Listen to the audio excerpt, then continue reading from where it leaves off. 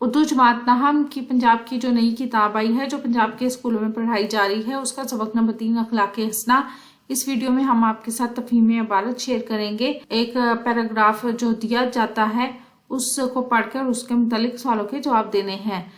सबक नंबर 3 की तफहीम इबारत जज़ैल इबारत को पढ़ें और आखिर में दिए गए सवालों के जवाब लिखें। ये पैराग्राफ है, इसकी आप रीडिंग कर सकते हैं। सवालात और जवाबात। हुजूर सल्लल्लाहु अलैहि वसल्लम की तबीयत कैसी थी? ये पहला सवाल है। हुजूर सल्लल्लाहु अलैहि वसल्लम नहायत खाकसार, मिलनसार, मेहरबान और रहम दिल थे, छोटे बड़े सबसे मोहब्बत करते थे। दूसरा सवाल, हुजूर सल्लल्लाहु अलैहि वसल्लम की सखावत की मिसाल क्या दी गई?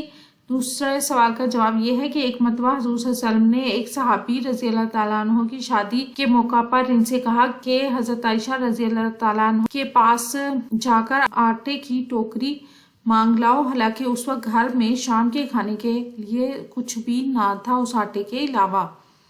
अगला सवाल है कि हुजूर सल्लल्लाहु अलैहि वसल्लम का माल से बेताल्लुकी का क्या नमूना था? हुजूर सल्लल्लाहु अलैहि वसल्लम का ये आलम था कि अगर घर में नकद कोई चीज होती तो सब खैरात कर देते और जब तक खैरात ना कर देते आप सल्लल्लाहु अलैहि वसल्लम घर में आराम ना फरमाते। ये थोड़ा मिस प्रिंट है तो आप ये देख लीजिएगा। अगला सवाल है, फिदक के रईस की तरफ से गला भेजने पर हुजूर सल्लल्लाहु अलैहि वसल्लम ने क्या किया? फिदक के रईस ने 4 ऊँटों पर गला भेजा जिसे बेचकर कर्ज अदा किया गया और फिर बचा हुआ गला खैरात कर दिया गया। अगला सवाल है कि हुजूर सल्लल्लाहु अलैहि वसल्लम ने घर में आराम करने से क्यों इज्तनाब किया?